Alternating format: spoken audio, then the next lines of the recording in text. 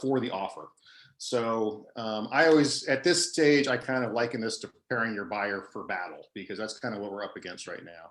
So it's important to sit down with your buyer and kind of give them a synopsis of what to expect. You know, instead of just, you know, having them lead you, you need to lead them. You need to come in from the beginning and explain the process, explain what they're going to expect. It's a very highly competitive market right now. So, I mean, I know depending on the market you're in, sometimes I've seen, you know, anywhere up to 40 offers on some homes. So it really is important to get your offer set up before you even start writing offers. I always kind of joke about the first offer is free. So sometimes when you start working with a buyer, they're naive, you know, you got to train them, and, you know, you're writing on $1 million home and they want to go in at, you know, 950 or something. I say the first offer is free. I want to get them used to writing offers. It might not be the best offer, but just walk them through the process, show them what to expect. And if they don't get the first one, that's great. I mean, I'd love to be able to prep them to get the first one, but sometimes they're just not quite mentally ready to you know, get into that battle. So let's see. So what I usually do is I'm going to, first thing I try to do is I try to get my buyer working with a lender that I want, or a lender that is qualified. So I don't really want them working with, you know, Quicken Loan or an E-Trade loan or some of these national loans, because one, even though the rates are low, the lenders are sometimes very hard to reach. Maybe it's, you know, we submit an offer at 3 o'clock and the lender is already, you know, in bed at home and in Detroit or something, and they're very hard to read. So it's very important to get your buyer set up with a pre-approval from a great lender, and somebody who's going to be proactive for you and calling the listing agent, and, you know, basically being on your team when you're submitting that offer. So, you know, build a rapport with some good lenders that you like. Not everybody, you know, mixes with the exact same lender, so it just depends. But I usually have a stable of, you know, 2 or 3 lenders that I can recommend. So get your buyer through underwriter approval if you can as well. So there's 3 different stages. You have a pre-qualification letter, which basically means I filled out my numbers online and it looks okay. If you try to go in with a pre-qualification letter for writing an offer, it's kind of the lowest rung, and most people are going to kind of kick it back. So the next step up is a pre-approval. That means that the bank's, you know, taking a look at most of the paperwork, but they're still going to need some additional stuff above that before they're going to guarantee that loan. Most lenders now, even though they don't like doing it because it's extra work, and I'm going to insist upon it every single time, is to put the buyer through underwriter approval before you even make an offer. That way you're able to waive the loan contingency, which is very important. And you're going to see most of the offers nowadays, or at least a great majority, are non-contingent. I know it's a little dangerous for people, but if the bank has already, you know, gone over all your paperwork, that's great. And I would like to have the bank take all that extra time before we even put offers in. You know, if you're going in with a 17-day loan contingency or something like that, you know, an appraisal contingency, I mean, this happens sometimes. I know, you know, you have to work with the buyer and what they have, but it's very difficult to get an offer accepted, especially in multiple offer situations. So I try to strengthen my buyers as much as possible before we even start making offers. So I'm setting them up with, you know, lenders that I like. I'm walking them through the process. Maybe I'll send them a disclosure packet from another house that they liked, just to show them, walk them through it. You know, here's what to expect in a disclosure package. You know, here's what all this stuff means. Because sometimes, you know, if you haven't done this and you just drop, you know, 100 pages of disclosures on a client and then an offer, it's just going to make their head spin. So you really kind of need to build them up a little bit so they're ready to go. The next thing before I even submit an offer is I'm going to build a rapport with the listing agent. So if I can, I'm going to try calling the listing agent, so explaining the situation. Hey, we really love, you know, working with you. You know, this is a great house. You know, here's the reasons, you know, why we're going to come in with a great offer. Even if you're not, I mean, you might not have the highest offer, but you want to stick out to that listing agent. So when your offer comes in, she's going to look at it and go, well, they really did, you know, try hard, or they really do. Let's maybe, you know, we'll get back to them, or we'll keep them in the loop here.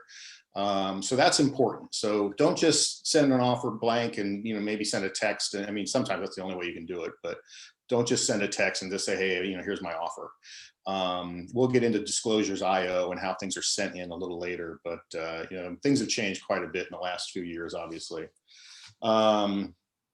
With your buyer, sometimes you're going to want to sit down and go over the comps. You can write a CMA or something like that, but sometimes you're going to want to go over the comps with them because they're going to want to know what kind of price point we're going to go in at.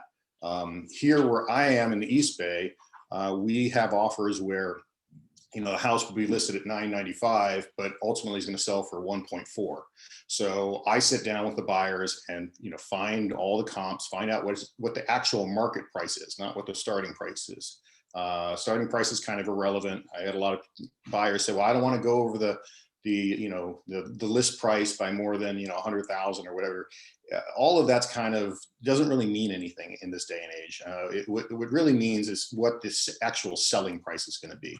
If you put a house out for $1, it's still going to sell for 1.4 million. That's what the house is worth. That's what the house is selling for. So you kind of have to prepare your buyer for that, to stop looking at those numbers.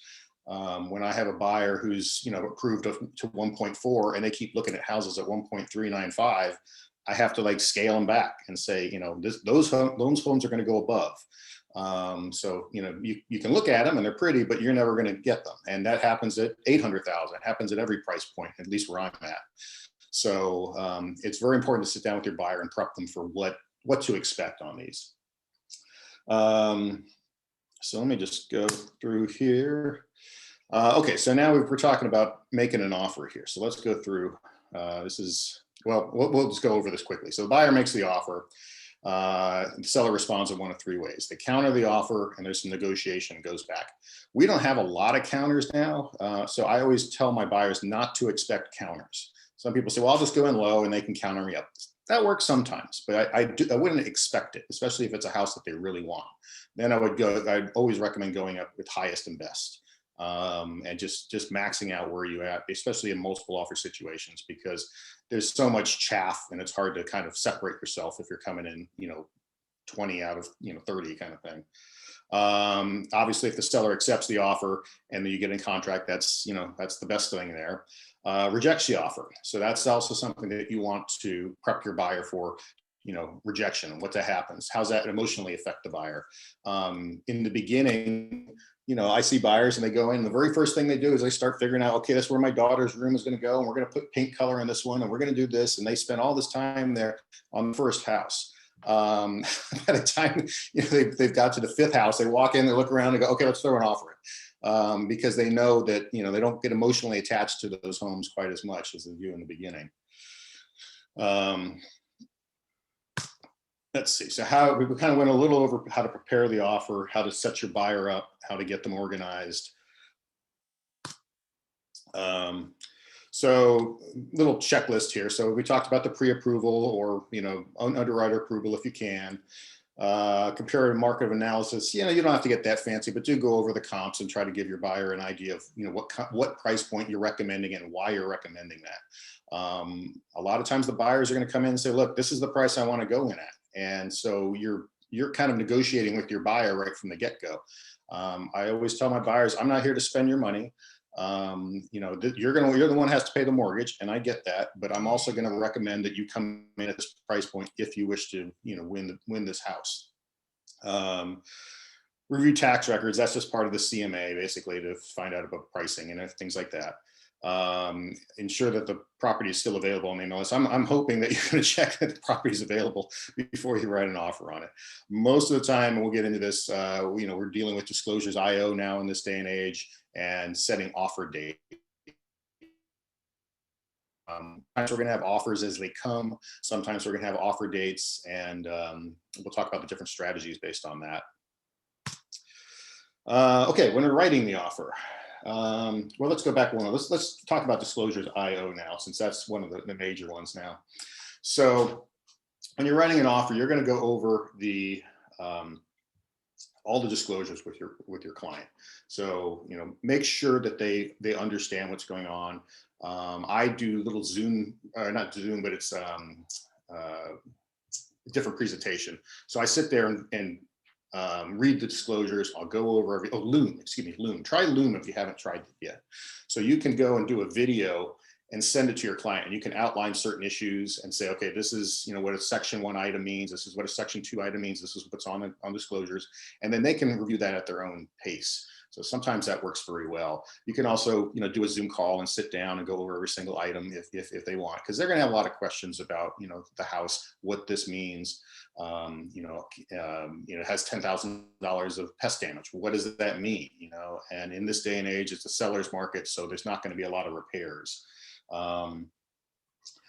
Let's see. So Disclosures.io also now is accepting, if you can, I would always recommend paying a little extra so you can receive offers on Disclosures.io if you're a listing agent. That's really important.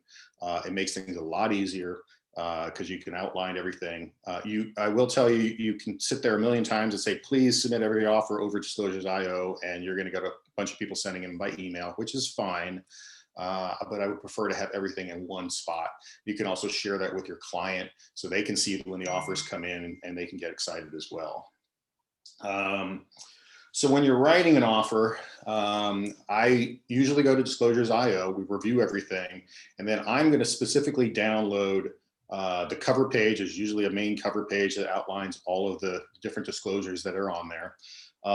For us, we have local RPAA, residential personal agreement addendums for different cities, and depending on what requirements are for different cities. So some have sewer lateral requirements, so you want to include that in there with your offer, so there's not any ambiguity later on when they accept your offer and say, oh, well, who's paying for the sewer lateral? So all of these things I want to put up front. So I'm showing them, hey, this is a complete offer. We've already covered everything. There's no ambiguity. There's no ifs, ands, or buts. We know exactly who's paying for what right from the get-go. So write a very strong, clean offer from the beginning. Let's see. Yeah, San Francisco, I was going to say, so each municipality has its own requirements. So, Oakland has sidewalks and sewers, sewer lateral replacements that need to be addressed. And I always try to do that in the offer. San Francisco has gas tank, for old heating gas tanks and things like that. You have to, disclose all this. So I want to write all these, I want to pull those reports out of the disclosure package and when I'm sending the offer over. Now, yes, you can go through and initial every single disclosure in there. That's actually recommended, and I'm completely fine with that. I just know that sometimes when you're trying to, get an offer in at a certain time, sometimes it's hard to go through, 60 pages or more in some cases and initial everything. But yes, if you have the time, I would definitely recommend going through and sending over a complete disclosure package. Now, it does take a little bit more time, and with 40 offers, it can get a little frustrating if you don't get it, and every single time you're going back and writing, filling out that whole disclosure packet. But it will lock everything down for you, and it also makes it look like you're very complete, writing a complete offer. The other thing is that I'll do is I'll usually do a cover letter, not a cover letter from the sellers. Right now, we used to send a nice seller letter to the seller about how we love the house and how our buyers, maybe pictures of the buyers and their family and their dogs, and so we're not really allowed to do that anymore. So I usually put an agent cover letter on there. And that's just going to break down. I'll show you a picture of an example a little bit, but that's just going to break down, the terms and price points and everything, and maybe a very short little note about your buyers and how they look at the house. But you can't get into detail too much of this anymore. So how I usually do when I start writing an offer, I'm sitting down to write the offer. I usually do the price last, and the reason is that when I'm walking a client through all the terms and the contingencies, I want to come back to the price last, because even though the price is extremely important, I always say it's worth about 80% of what the value of an offer is. The other 20% is about the terms, the loan, the inspection contingencies, close of appraisal, that kind of thing. Those mean something as well, and they're very important. And so don't gloss over them. If you can shorten things at all or strengthen your offer at all, those are very important, especially now. I mean, I see, 80% of offers up here are waiving all the contingencies anyway. So if you've got an offer with 17-day loan and appraisal contingencies and another inspection contingency, then you're probably going to go in the circular circular can there, circular file. So let's see. So we've talked about reviewing the disclosures. Most of the time, we're going to have a full disclosure package. So that's very important. In some places like Contra Costa County actually usually wants the buyer to take care of the disclosures. So they're going to have the basic statutory disclosures, but they might not have pest reports and home inspections and roof reports and things like that. And sometimes they're going to require the seller or the buyer to provide those. So they'll give you an inspection contingency period. You go out and do your reports, and then you'll go back to the seller and renegotiate credits or things like that. In this day and age, I don't recommend that. I recommend if you're working with your seller that you do all the reports ahead of time and have a complete file package. And that way, when the offers come in, there's a good chance that the buyer is going to waive the inspection contingency. And that's something you want. You don't want them coming back and nickel and diming you, or you don't want them coming back and saying, well, decided I didn't like the paint color, or, whatever, some reason to get out of the contract. You want to lock them in from the beginning there.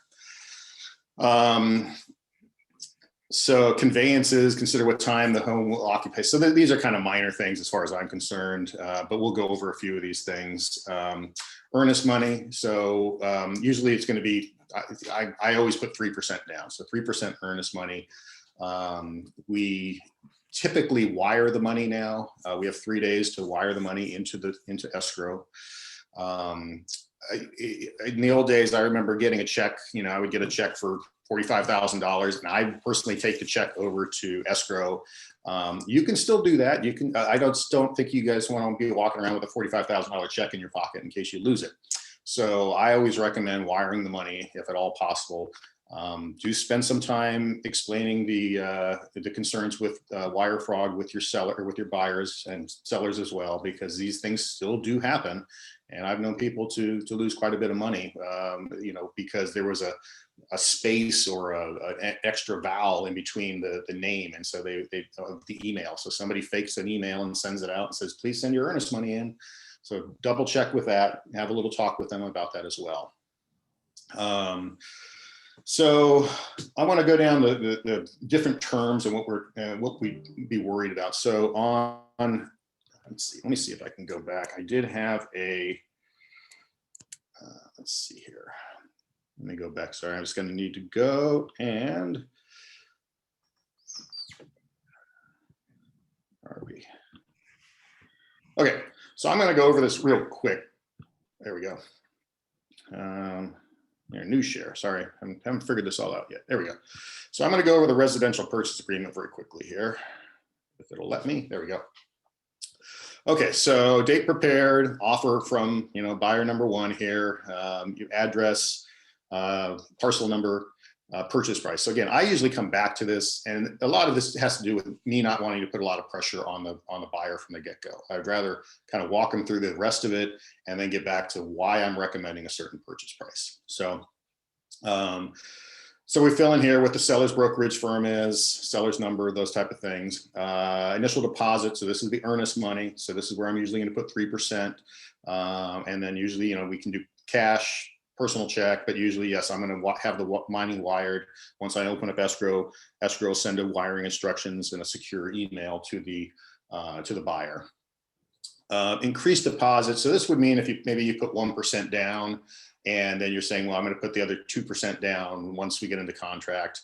I'm not a big fan of that. I know that it has its place in certain things, but I'm just going to put 3% down from the get-go, because you're not going to have to worry about that if your offer gets accepted. You're going to be really happy to get that 3% in once your offer is accepted.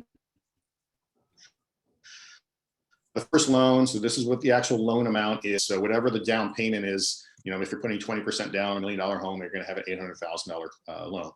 And then you talk about the terms of the loan here. Loan not to exceed a fixed rate. Now, a lot of people ignore this here.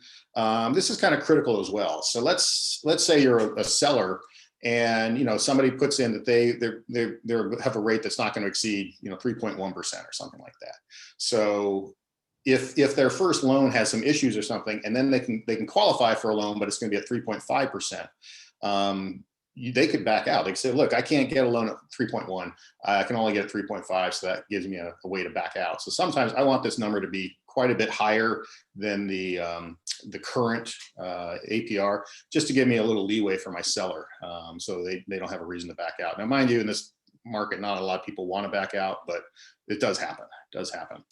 Additional financing terms. I usually put buyer has the right to change the terms of the loan as long as it doesn't delay close of escrow. And the reason I do that is because maybe I'm going to show, and we'll talk a little bit about that. Maybe I'm going to show that the buyer has more down, could put more on a down payment, but they're ultimately going to do 20%.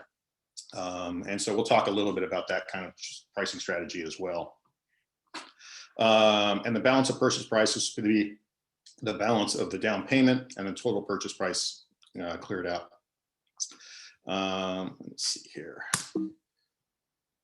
I can't go back here. Let me just see here. Okay, so I'm going to go to the next page here. I'm not going to go into detail on all of this, but the second page here. So these are where you're going to deal with the terms. So appraisal contingency. This is going to be the first one that usually comes up here. Now, appraisal contingency can be rather tricky for people. So what this means is that if your seller's coming in and, the buyer's coming in and they're bidding, let's say it's $1 million home and they're going to bid 1.1. In this market, we usually have enough comps to justify it, but when you have a market that's rising up very, very quickly, sometimes it can be a little difficult to get appraisals in right now. So you want to make sure that, if your buyer has enough extra funds to cover a difference in appraisal. So maybe it appraises at 1.07 instead of 1.1, and they have to come up with an extra $30,000. So your buyer usually has to have a little liquidity in order to waive this safely. Now, mind you, people waive this all the time when they shouldn't be waiving it, or they don't have the money to get out of it. But have a little talk with your seller about or the buyer about what that means and why it's a little dangerous at times to waive the appraisal contingency. That being said, I'm seeing everybody waive the appraisal contingencies if at all possible. Loan contingencies. So this is why you want to have your buyer or go through, with a good lender and get pre-approved, and if possible, get underwriter approval ahead of time. That way you're able to waive the loan contingency. And mind you, this is a little extra work for the bank, the lenders ahead of time, but it's going to make your job a lot easier. So make sure you shorten this down. Nobody, I'm not gonna say nobody, but if I saw an offer come through with a 17-day appraisal contingency and 21-day loan contingency, I'm going to be worried about the buyer and the buyer's agent preparing the buyer for this offer. Sometimes that's all they can do. I mean, again, if that's the buyer's best offer, that's a buyer's best offer. I'm going to try to make sure that my buyer has the best offer, and I'm going to prep them as much as possible. Okay, I'm just going to go down a little bit. Some of these things now here's where you would talk about, everyone's going to have a natural hazard disclosure. So we're going to usually do the seller on that. My seller is going to pay for the smoke control or smoke alarm and carbon monoxide. That's minor. Water heater bracing. These are the ones that get a little tricky here. If this, seller to pay for cost and compliance with minimum mandatory government inspections report. That's like opening a can of worms for me. So if I see that from a seller's perspective, I'm going to counter that out. If from a buyer's perspective, again, it doesn't strengthen your offer much. It kind of makes it look like, you want the listing agent. I'm going to try to prepare every report ahead of time and have a full package. So when the buyer has all these great reports from great reputable companies, I'm expecting them to, waive that or at least shorten it down significantly. Now, sometimes you're going to have a buyer who, wants to do another inspection or, and that's fine. There's also clauses you can put in stating that, the buyer has a 5-day inspection period, but they won't come back and ask for any credits based on any findings at that point, but they do have the right to back out if they found that there was a bad foundation or something like that. There's a whole bunch of different variations that you can do, and we can kind of talk about that a little bit. Removal of contingencies with offers. So if you've waived any of these offer or contingencies ahead of time, check that box. And then you're going to have the form CR, the contingency release form. You're going to break that down as far as which which contingencies you're releasing, and then have your seller sign that and send that, or your buyer sign that and send that over. Send that over with the offer. So have a complete offer. Don't send just the RPA. Send the RPA. Send the cover letter. Send the, any of the disclosures that you should be signed in the offer. Send the contingency release form. Have a complete offer so the selling or the listing agent doesn't need to go back and ask for something. You don't ever want them coming back and saying, "Hey, you forgot this. You forgot that." You want them to say, "We love the offer. It's complete. We're ready to sign it."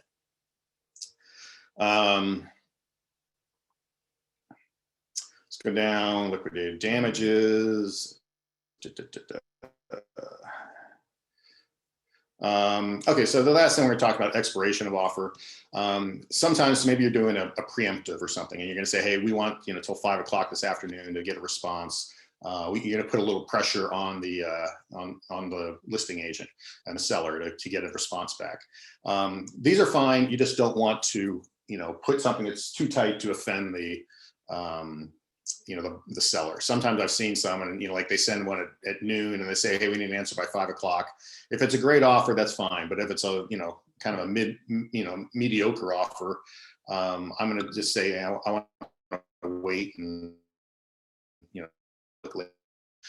at your own discretion, depending on how you want to put pressure or not.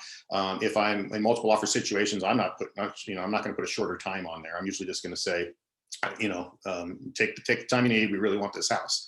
If there's another house you're looking at and you want to make another offer on another house the next day, yes, you need to put something like that on there. So you have the freedom to back out if they accept your offer. So look, this one already expired. We made an offer on a different house. But and again, the rest of these, just fill this out. This is just the rest of the RPA. So, nothing fancy on that. So let me go back, sorry, to,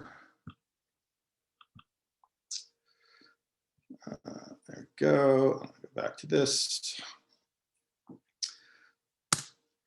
Offer writing guidelines. So this is what I talked about, a cover letter. This is about as brief as I would get a cover letter. I've got a template that's very easy to fill everything in. This just goes on top of the rest of the offer. So now on Disclosures.io, they're going to have something basic, like already broken down like this, with the basics. But in the old days, which is obviously just 3 years ago, before Disclosures.io really got popular, this was the cover letter that the agent would go to first, listing agent, to kind of give a synopsis of what the offer is. Present the offer. Okay, so and again, we're talking about the old days here. In the old days, which just a few years ago, I would actually, as a listing agent, we would have an office time. So I would sometimes bring the sellers down, and we would sit in the office, and different agents would come in and present the offer, not with their clients, but just with, and they would say, "Hey, I'm writing for, Johnny and Joey, and they love your house," and they would go into a little spiel about this and what a great agent they are and how they'd love to work with you, and they would just kind of rotate through, and so you might get 5 or 6 offers that way.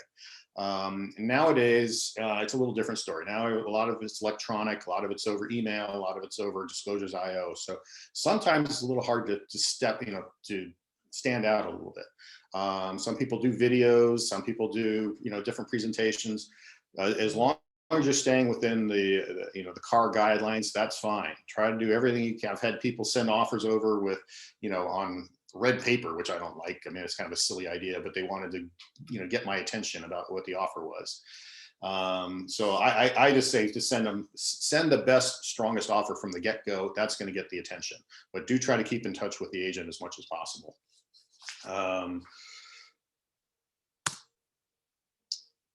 Let's see. Okay, so reviewing the offer, well, you better make sure that they have the right address when you're sending it. Price, check to the price. I go back a lot of times, and I will have, depending on the scenario, I will have 3 different offers from the buyer. So if there's a very competitive situation, maybe I'm going to have an offer. If it's $1 million home, I'm going to have one at $1 million. I'm going to have another offer at 1.1, and I'm going to have another offer at 1.2, which I think is the actual market price.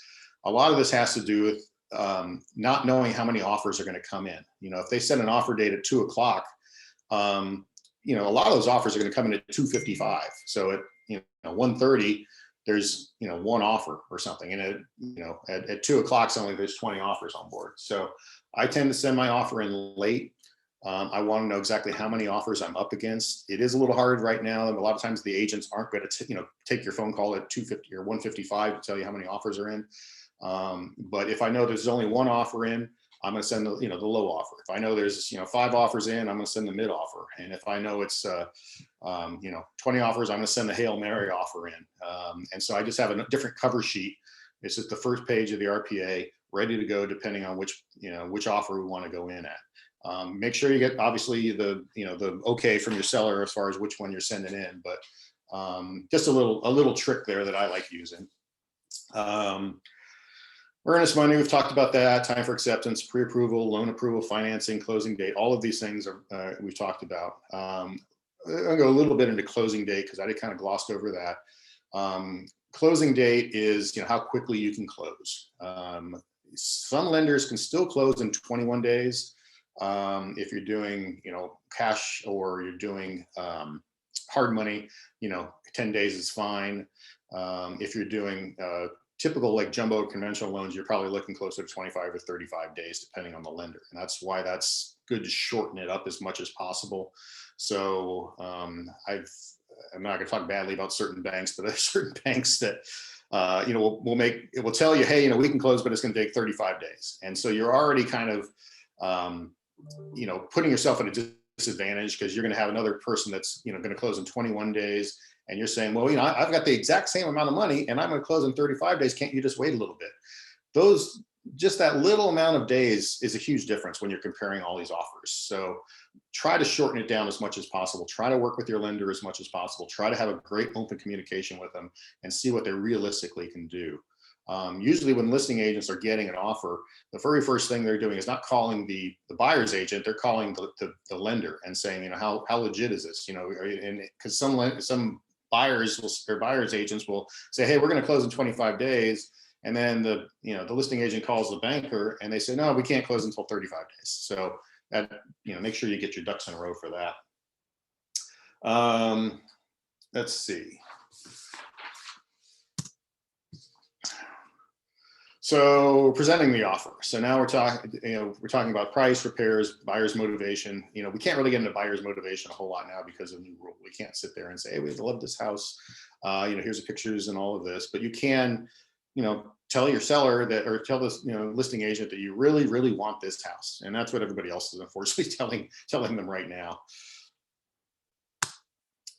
And then we're going to get over to Maha and about responding to offers. So this is from the seller's perspective here. And then I'm going to do this. Give me 1 second.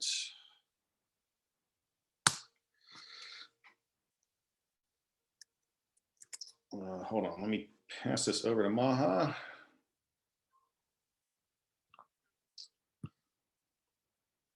I think I can.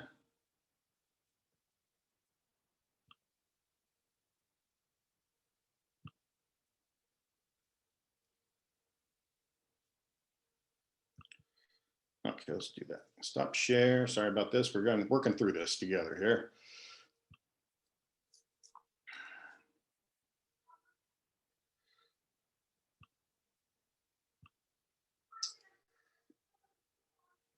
Let's see. So I'm just going over the chat here. So disclosure eye on the screen. Yeah, we'll go over that. Template for the cover letter. You kind of have to make up your own. I don't know if I have a template necessarily, but I can kind of show you what mine is. And then the other question, this is only if they use Disclosure.io for finding out how many offers. Yeah, we can, it's a little hard. So let's take those questions at the end there. Let's see. I will show them IO disclosure. What's that? I will show them the disclosure IO. Okay, so let's see. I think that Maha, can you request to take over can here? You see my screen or no? Yeah. Oh, I can see your screen. Are you gonna? Yeah, you're fine if you want to just do it that way. Okay. Yeah. Present. Okay.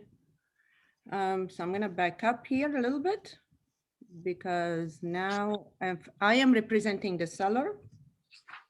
I'm receiving the offers. I'm gathering all the information about the buyer, and then I'll present the offer to my client. So when you're representing the seller, you want to know ahead of time if they need any rent back. And you can always put it on offer instruction. I always prepare an offer instruction and I include it with the disclosure link. Some of the buyer's agent, they do not follow.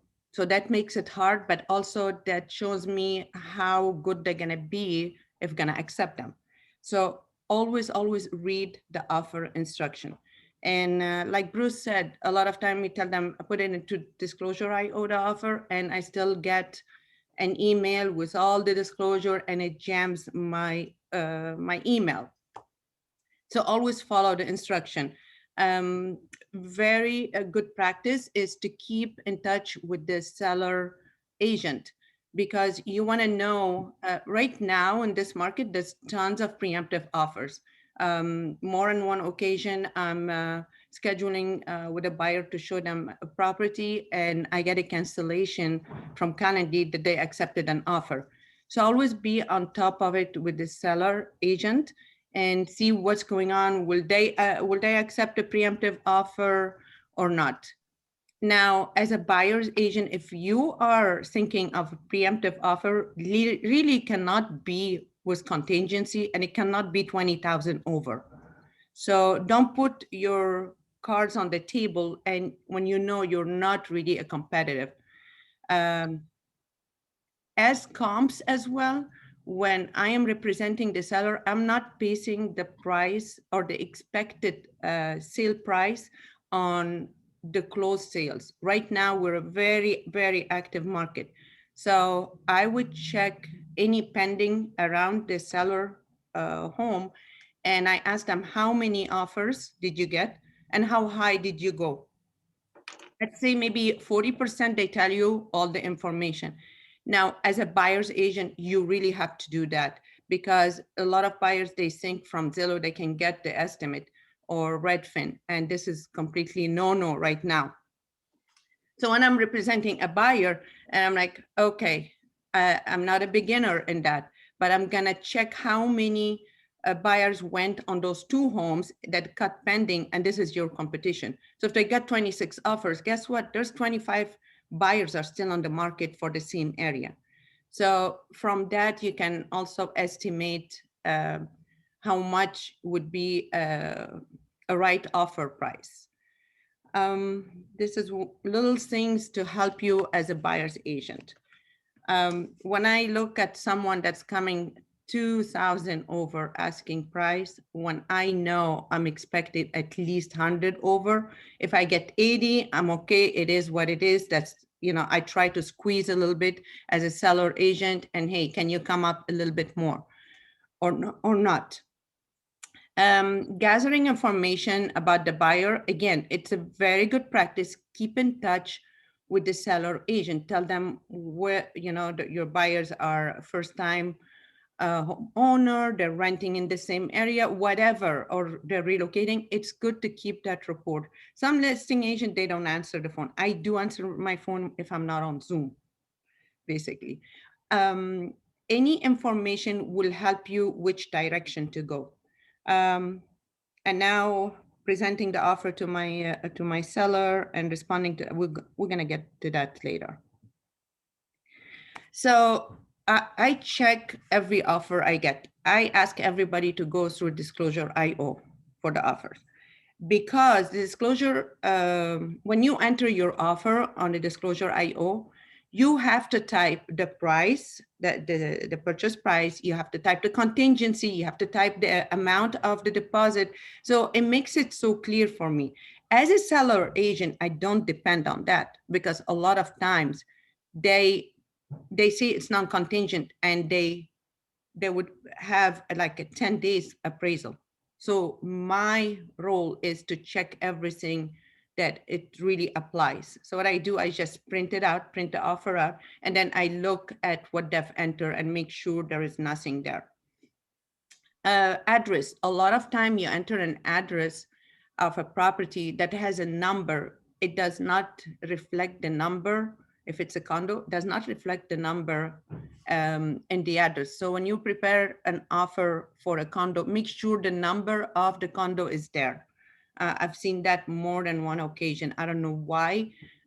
It could be something from the county record when you add the address on your offer. The price, of course, we check if it is within the ballpark, what the seller is expecting. Again, we are in a seller market. However, it's the buyer who's deciding how much this home is worth. So sometimes you get low offers across like 10 offers, but less than the expectation. And you have to monitor and you have to prepare your seller.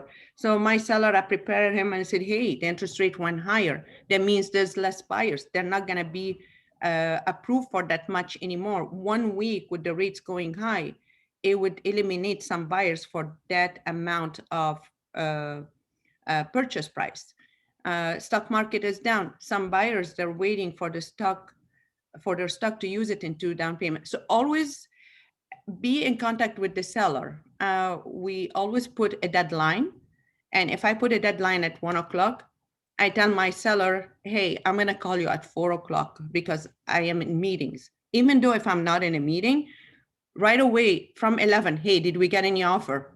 From 11 in the morning, I'm like, I don't want that. Say, I'm going to be in meetings, but I'm going to get to you around 4 o'clock. I'm going to let you know how many offers we have. A lot of times I get the lower offers in the beginning of the day before the deadline, and after the deadline, within an hour, I get 3 way over asking, and those are the ones that they're gonna stick to the sale.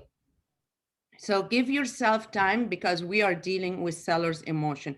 The seller is always expecting the higher. They don't even, if you show them a house that completely updated, they spend $150,000 on it to put it on the market, and you, Mr. Seller, you really did not do anything other than just painting.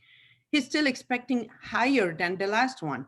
So you have always to keep up because all they're monitoring is, oh, this house was sold for that much, so my house should be more than that because I have 4 bedrooms instead of 3 bedroom. However, it's the same square footage. So you have to kind of keep in touch with your seller to calm him down. So when it comes a lower offer than expected, they're not mad at you because they're gonna get anything on you, basically. When I review the offer, I make sure the deposit is 3%. If it's 2%, that's a question mark for me. We know it, again, depending on the area. I will check with them. And also I will check the proof of fund if it matches everything. If they did not say they're gonna get a gift, so I have a question, where they're gonna get the rest of the money? Before even I call the lender. Sometimes I don't have really time to call the lender. So I depend on the proof of funds. Proof of fund, make sure it's always up to date like the last month. Don't provide 2 months old proof of fund. That shows that you're not on your game as well. The pre-approval, like Bruce said, there is some lenders by experience, we don't want to deal with them because we know we're never going to close. So we will kind of hint to the buyer agent, is your client open to use somebody else? Because this and this and that happened to us before. So there is a lot of, for example, and I'm gonna give you by experience, it's not only one time, it's 4 times. Chase always comes very low on the appraisal. Well, guess what? As a buyer, you're gonna have an issue if you have a non-contingent offer. As a seller, you're gonna have an issue because they wanna come back. Even if it's non-contingent, the buyer have the right to come back and negotiate the price. So we don't tell that to the buyer, but we tell that to the seller because things could happen. It doesn't mean that non-contingent, that's it. Also, there's a rule in California, within the first 3 days, they can back out. Even if it is non-contingent, we make it hard on them, but legally they can back out. One more thing that I do when I receive an offer and I accept the offer, I'm not changing in the MLS until I see the deposit in. So I always force the deposit within the first 24 hours, and I will not put it on the MLS as pending. So I had an occasion that I got a preemptive offer, rush, rush, rush. Okay, it was a good price. It was non-contingent. Everything is perfect. The buyer goes back another day. Well, the second day they're supposed to put the deposit in, they keep telling us that they did not receive anything from the title company, the deposit instruction. But we know the title company gave it to them. So I knew there was something fishy. They go back again to the house and they say, okay, if you credit us this amount, we'll go in and put the deposit. I said, goodbye.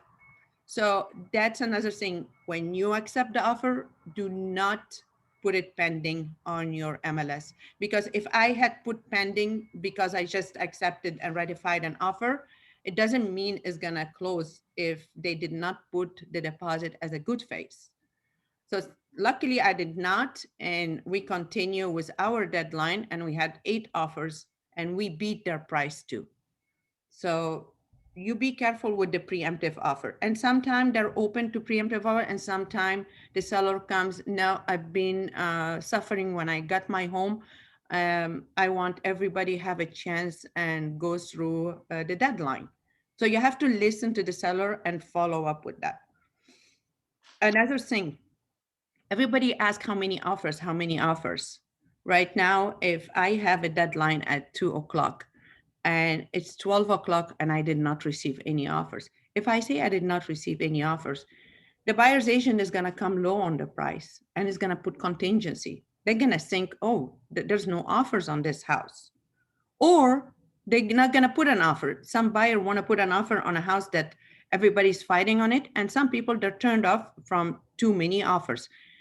So when I have a conversation with the seller, I say, are you okay for me to tell how many offers to prospective buyer's agent? And he goes, yeah, sure. Then I tell him the pros and cons. He goes, tell me, no, don't say how many offers. Can we say above asking? Can we give any hints, help them? He goes, it's up to you. So I have 4 sellers. When I sit with them and tell them how we're going to receive the offers, and I explain to them that this will turn off some buyers away, or it's going to result in lower offers, they listen to me. So a lot of time I do not disclose how many offers unless I've worked with that buyer's agent before.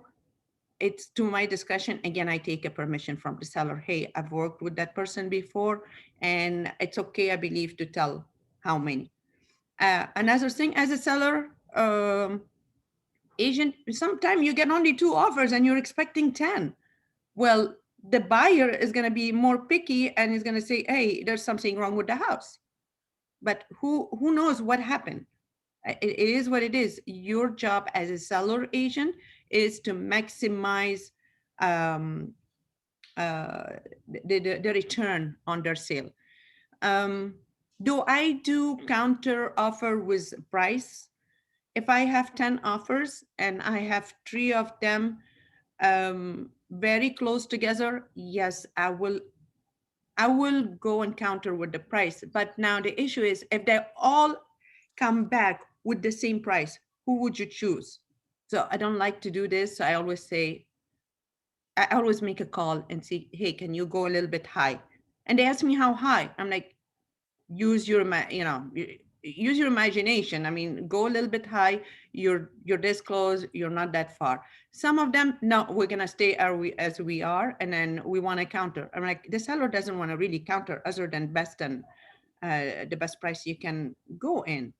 I don't really like to counter on contingency, taking all of the contingency. I would counter on shortening the contingency.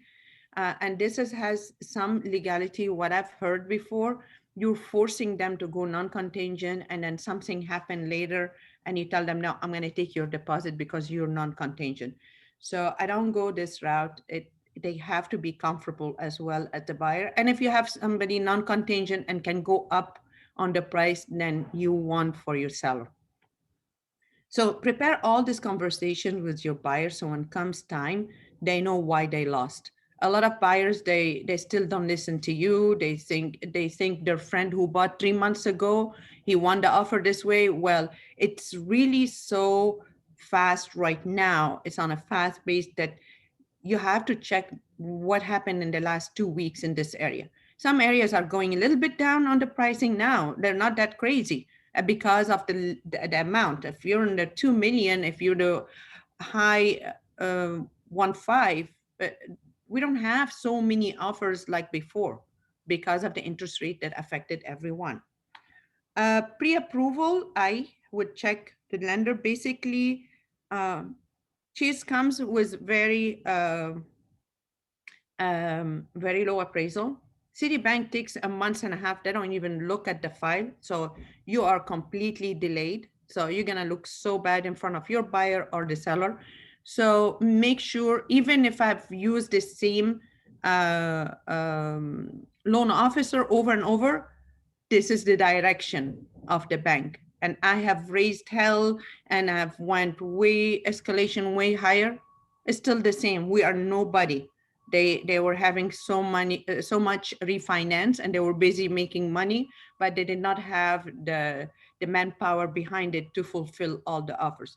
So be careful about those things. What I see now performing are the brokers because they really like us. They work for their money. They don't get a salary and a commission. They really work hard. And I know the bank also, you have to see, there is a way to know also from the NMLS, how new is this lender that's signing that pre-approval. If they're new, then you know you're not having a full backup from their support because they're new. Chances are that the buyer is banking in the same bank and they just got the pre-approval on the spot with the loan officer that's sitting in his office. Oops. Okay, I have to stick with the arrows. Financing terms. What Bruce had mentioned about that percentage that you add a fixed and it cannot go above that rate.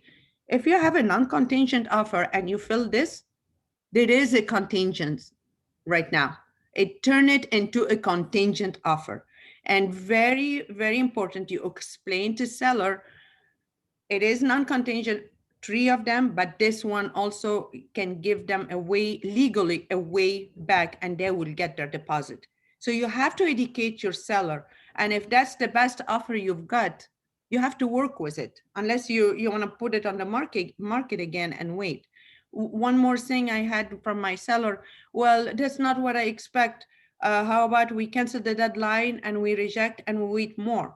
Well, that can also, well, that will work against the seller because then now the house is on the market longer in a very active market. Everybody gonna say, hey, what's wrong with this house?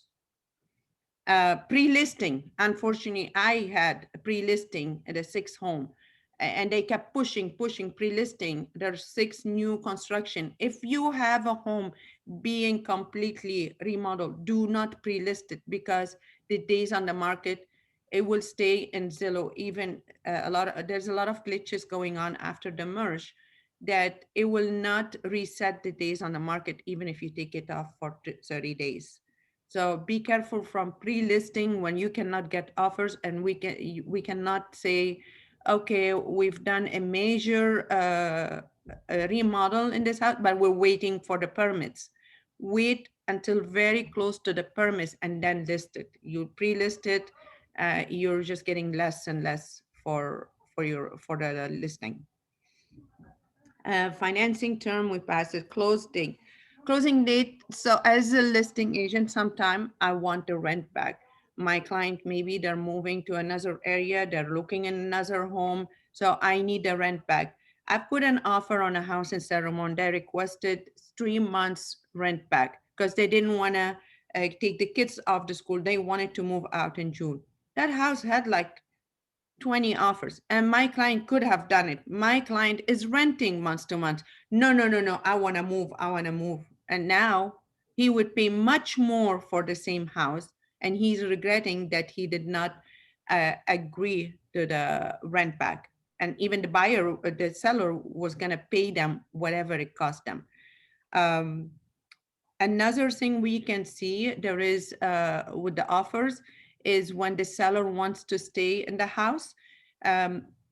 If they want to rent back, do not just put it as a note, include the SIP, which is seller in possession, and then put the rules right away from the get-go attached to your offer. This one, we will show that you can get some deposit, even if you're giving the rent back for free. When you're working for a buyer, the buyer is afraid. What if they break anything? What is the, it's our house, we're paying for it, and they're staying in it. Be sure to send that form because it protects everyone. Collect the deposit in escrow. So the seller will take all his money except that deposit. And if they want to rent back, they can write a check to the buyer for whatever period they're staying. And you have to force them to, in the form protects everyone. The seller would have to keep his current insurance policy. And of course, the buyers to get the loan has to have their insurance of the house. That protects everyone in case anything happens. Back in the days, we used to put an as-is addendum. We don't do that anymore because every offer by default is an as-is. However, buyer can come if they've done their own inspection and something came up later, even if it's non-contingent. Again, the buyer can come later, and if, of course, if they found a problem in the foundation. So they can come later after you presenting as a seller all the inspection report and they find something that it was not disclosed. So disclose everything as a seller agent. And if your buyer talked to the neighbors and they said something wrong, whenever your buyer talk to the neighbors, I have a lot of buyers, they want to talk to the neighbors. You have to be with them because you have no idea what that neighbor is going to tell them. Maybe the neighbor doesn't like the seller, but there's nothing wrong, but they could scare them too. So always try to be with them if they talk to any neighbors. Closing date, it depends if the seller wants to stay. If the seller needs 30 days to move, I've had a situation, it was a cash offer, but I needed 30 days. So it didn't matter. But so the cash offer also beat one with the loan, and the loan was non-contingent. So it all depends on the seller. Sometimes the seller, whatever you tell them, they still want to go with what they believe. Cash is king, but you cannot control it. I don't see the last one here on my screen. Do you see it? Well, home warranty. Home warranty, even if it's non-contingent, as a buyer agent, I always ask for home warranty. What is it? $600, $600. And I tell my seller, when they said, oh, they're asking for this, I said, it's protection for you because if anything leaks or anything not working later, they're gonna say, it's so easy to say it's pre-existing condition. You didn't tell us, you did not disclose to us, or a leak in the roof, it just happened. So buyer agent always ask for the home warranty. It's not gonna matter. The worst case scenario, the seller can say, no, I'm not gonna pay it. So most of the time, if the seller is not gonna pay it, as a buyer agent, I'll pay it because I don't want the headache. I don't want this call later on when they move in and a drain was clogged or the hot water is not working. Things can happen. So it's less headaches and make sure that everything goes smooth. Presenting the offer. So let me just take this in here. So as I mentioned, I notify the seller. I wait 3 hours after, and I always tell him I have meetings. And by the time I go through the offers and everything, I will call you, and I start sending him the offers. And I don't put anything really. I used to put a small description of what it is. Right now, no pictures are allowed. Before, we used to get newsletters from the buyers. and pictures. So no pictures are allowed. As a seller agent now, I say no love letters. And this is protection for everyone because of the verbiage. If they say they work at the same company or the same domain, or they go to the same church, or they went the same school, I have buyers, they're checking everything about the seller, what school. They check them on LinkedIn. It's a public record, and they come, oh yeah, let's do this, let's do that. So we earn the offer. I say, now you cannot do this. So to me, less headache, and that's a personal. I just call the listing agent and say, okay, this is a young couple. They have a baby. They've rented in the area for so long. They're looking for a house. They've been beaten with many offers. If you have a conversation from an agent to another agent, it will be okay. It's better protection than putting the love letter.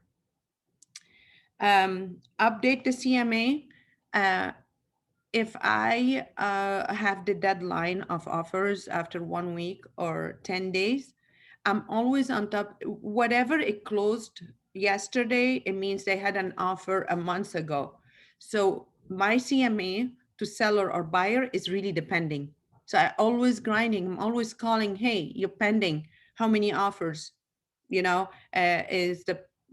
from that, you know, if the market going up, if the stock market affecting, if the interest rate is affecting, and then you text your seller. Everything by text is actually much better than just verbal.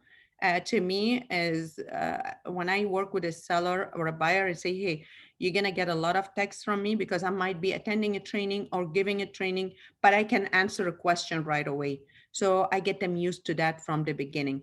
Even though I send them a confirmation of inspection, I always put it on a text as well, because this is a protection to yourself as well. And be careful with all your communication, because you never know if anything goes wrong. You already documented everything. To me, it's very easy to document that. Presenting the offer, price, repairs, buyer motivation, contingency. From my conversation with the buyer's agent, I will call the buyers that they are competing, they're on the top, but I will not call every buyer, every buyer's agent. That's why it's very important to be, as a buyer agent, always in contact with the seller agent. That a lot of time it would facilitate the information going to your client and tell them this is the situation. And if they don't listen to you, they know you told them what's going on. Would present a price. It could be a lower price, they don't want repair. It could be a higher price and they want repairs. It's up to the seller. Can they repair it? Well, if something came as a repair requested, you really have to have it done by a contractor, not a handyman. It depends what is it, because otherwise it can come back to you and say, oh, they did not do a good job. So I try to avoid repairs, but if it comes in, it comes in. I deal with it. And the buyer motivation, of course, we have a little information. Even if I don't have a letter, I ask what is the buyer and what is the situation. Don't, you don't ask for the raise. You ask, is it a family? Is it an investor? And this is something that you're okay with it. And the contingency, if they put a contingency, you ask why they put this contingency, what is going on. If you don't see enough proof of funds, okay, I don't have enough funds. If anything goes on with the rates, are they okay? I'm missing 40, 50,000. Can you explain? Did you miss to send me a statement? This is how I bring it to the buyer's agent. Until they tell me, oh no, there is a gift. Decision. I sit down with the seller, and sometimes I have 2 offers only, and sometimes I have 10 offers. The decision is going to be to the seller. You put everything on the table, pros and cons. And sometimes, no, I want more. I said, listen, I've checked with those people already if they can come more or not. This is their max. So if we ask for a counter, you're already in a good price, and hopefully they listen to you, because I've done it before and I listened to them. And guess what? The buyer said, we are where we are, not 1 penny extra. And I said, okay, fine. By the time I came back to them to tell them, okay, we'll take it, they said, you know what, we're turned off. We give our best, and please, we're withdrawing our offers. So you have to be careful really with all that. So if you have a good offer that makes sense, just accept it. Don't go and try to squeeze more. But if you have a little bit less than the market, it's between you and the other agent. Hey, do you think you can go up more? You know what? Sometimes, yeah, I don't know if you can go up 20,000 more. If you're gonna, I can't give an exact, and they come whatever, the best. And I tell them, okay, can you change the first page, and this will look as a good face. Now this is between me and the agent. It's okay, and the agent will go and they do their due diligence with their buyer. It's okay because at the end I work for the seller. And if I raised like at one point I raised 5,000, I said, hey, Mr. Seller, that covers your staging. So when I bring it that way, if I say, okay, they can only go five, or what is that 5,000? I'm prepared already. Hey, that 5,000 pays for your staging as if you did not stage, but we sold fast.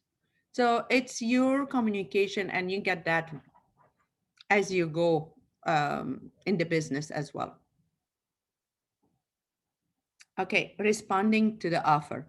Always be courteous even if somebody came too low on the price, because again, that buyer's agent, um, you'd have another listing that is not in demand, and that buyer's agent can bring you a deal.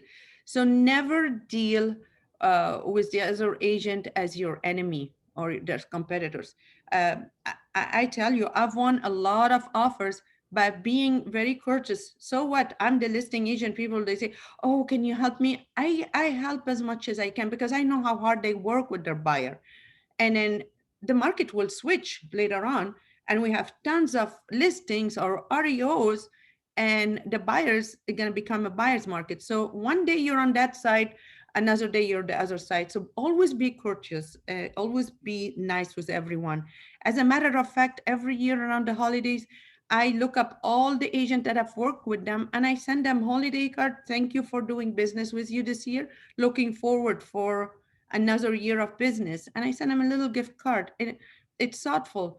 Now, whenever and that used to be also my way to do business, whenever my buyer walks in a home, uh, in the days of the open house, oh, we know Maha, we worked with her 5 years ago. And then my buyer would come, oh my God, everybody knows you when we say your name. I'm like, yeah, because you're courteous, you make them remember. They work as hard as you. We're all working, work for a living. So be nice to people, and they're not your competitors, really. If somebody need to be mean, don't take it personal. Again, at the end of the day, you're working for your client. You're doing the best for your client.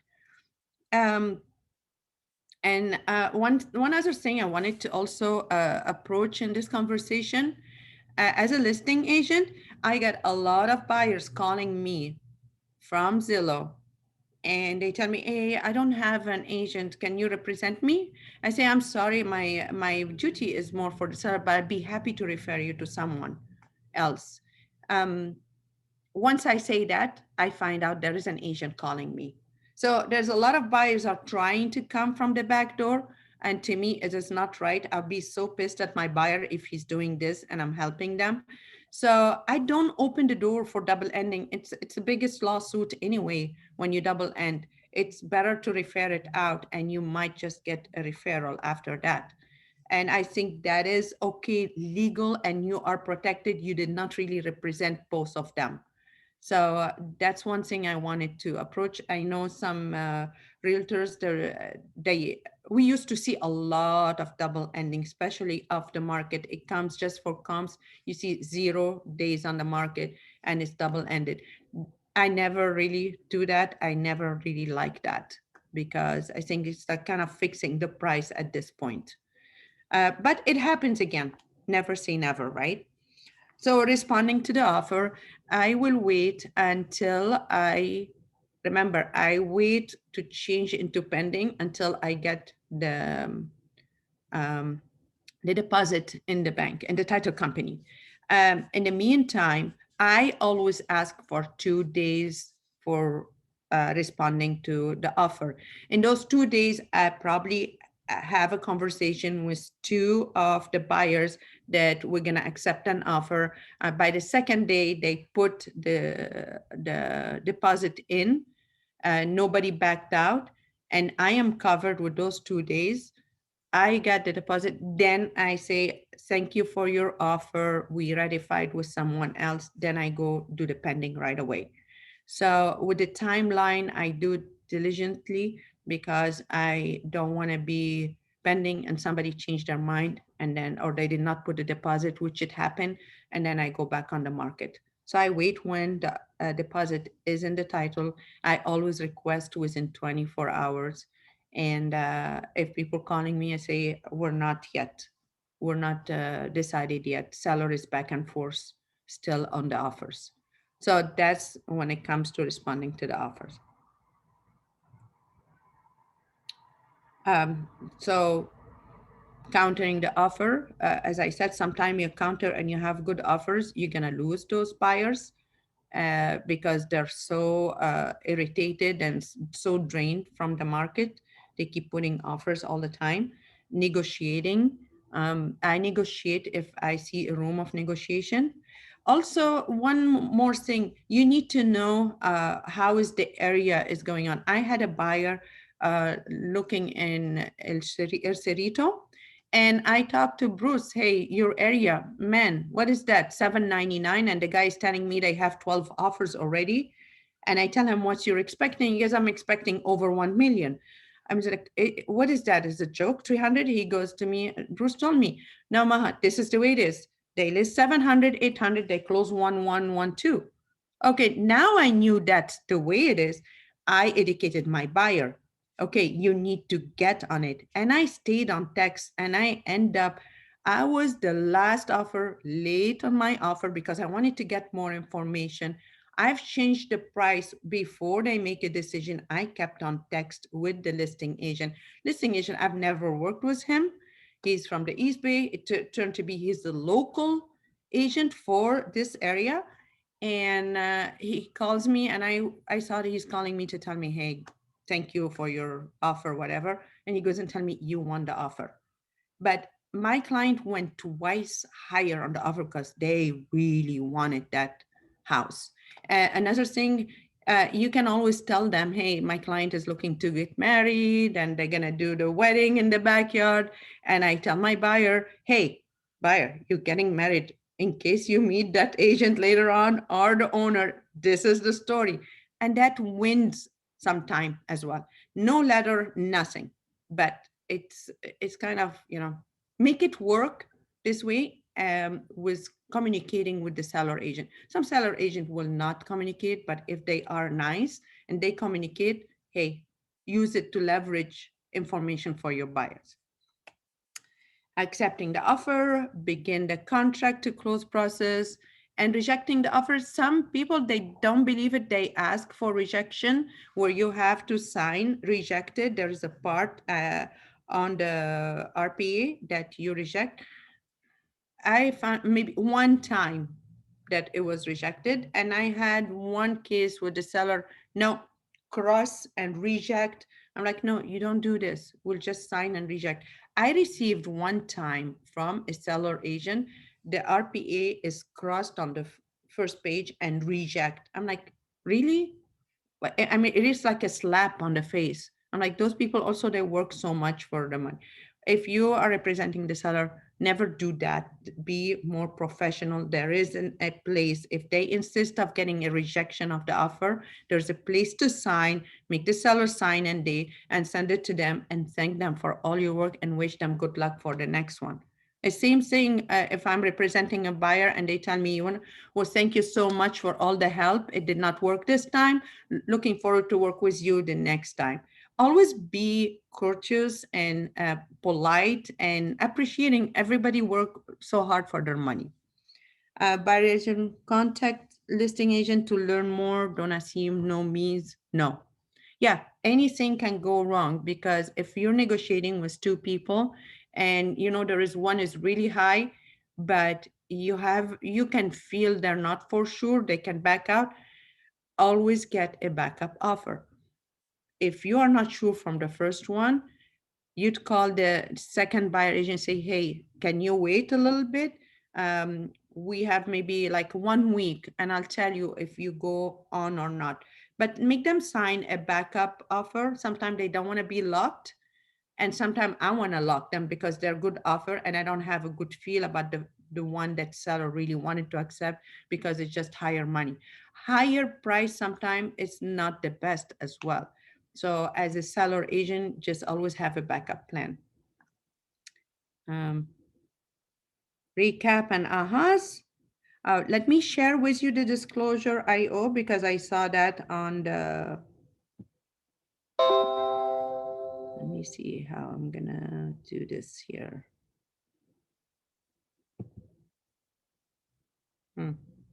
I'm gonna stop share and I'm gonna reshare my screen.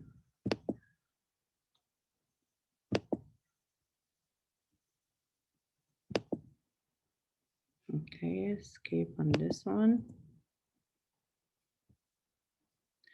So it looks like Home Light had bought the IO disclosure. So this is the IO disclosure. Can you see the screen, guys? I can't hear you, Bruce. You're muted. Yes. Yeah, okay. Okay, so here is disclosure IO. If you have a TC, most probably the TC has the disclosure IO. We all have free access for disclosure IO when we are getting opening the disclosure link. But if you are a listing agent, either your TC would have that access or you buy it yourself. So myself, I had to buy it. I believe it was like $400, I think, a year or something, where I can take offers, I can view the activity, I can see who downloaded, who view it more than one time, who sent it and shared it. It's pretty good information. So here is how it looks from a view of I own that disclosure IO. And here is my cover page. So my cover page basically is where I put the offer instruction, preferred escrow. This comes automatically from them. So I put which one title company and who's the loan, the escrow officer information. And here is my instructions. So it allows you actually a link in here. When I say offer to be submitted via disclosure IO, it will allow you to go, I'll go to it later on. Again, as a listing agent, I asked to use the car form. This happened to be a new construction and we're taking car information, car form. Otherwise, I say use car because there is a PRDS, that's another also a form that is used in the peninsula. So the agent can request anything, but really when the offer comes in PRDS, I'm still capable, but maybe they don't know how to use car. So as a listing agent, be open to read everything, the terms and everything with it too. I request pre-approval from the following lender. This case, it's a new construction. They don't want to play and block themselves with one buyer that is never going to perform. So legally, you can request them to get approval from a preferred lender, but you cannot request them to go on the purchase with that lender. But at least you know they're capable or not. So I use that person to check, and if he's competitive on the rates and everything, they might use him.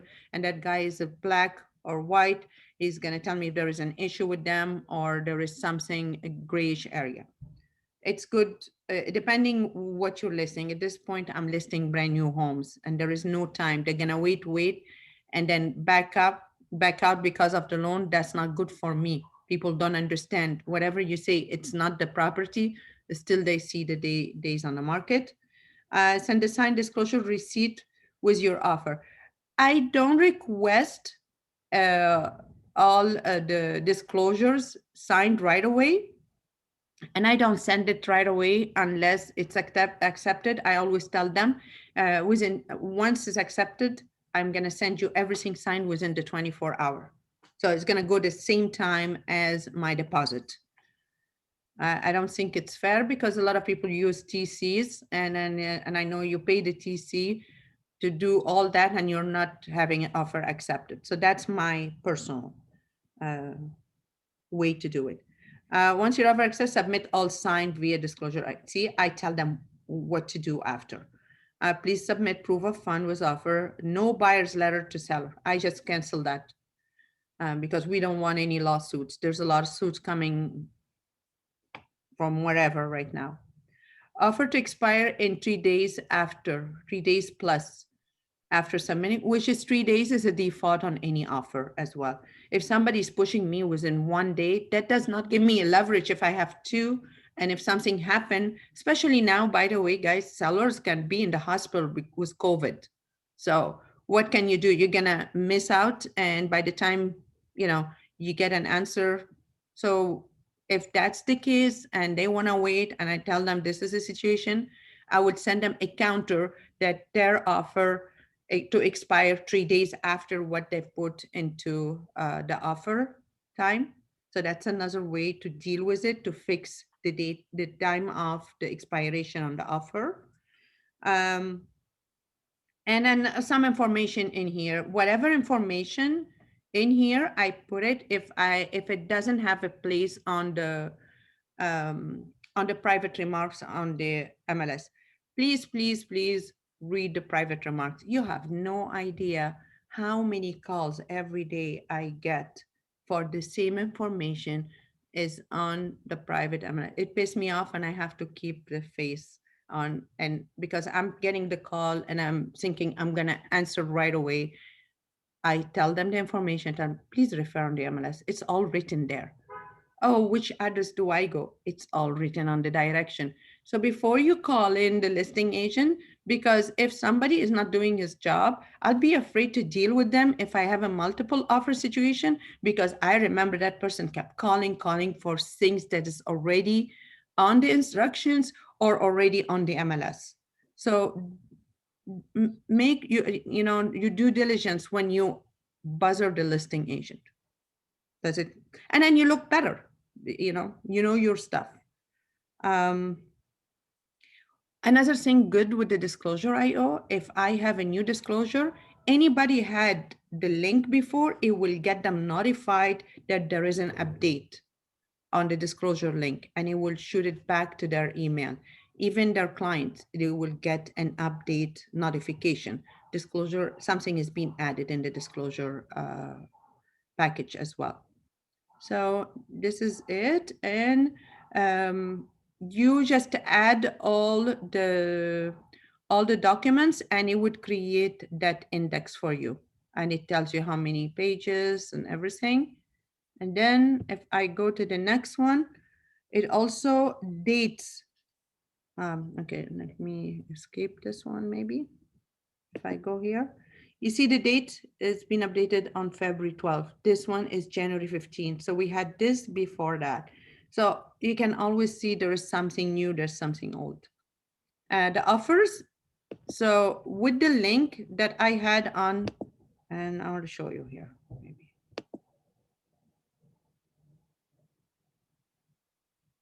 As a buyer's agent, you see, you just click on this link.